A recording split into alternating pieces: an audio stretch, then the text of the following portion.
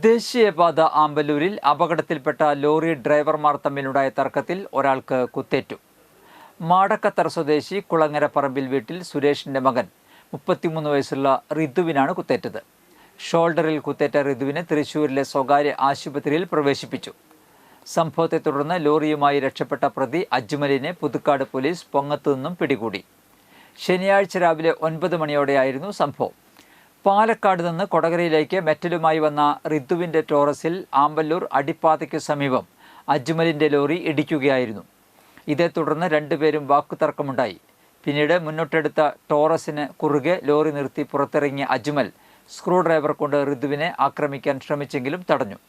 ഇതുകണ്ട് നാട്ടുകാർ ഓടിയെത്തി ഇരുവരെയും പിടിച്ചുമാറ്റാൻ ശ്രമിക്കുന്നതിനിടെ അജ്മൽ ലോറിയിൽ നിന്ന് കത്തിയെടുത്ത് റിതുവിനെ കുത്തുകയായിരുന്നു.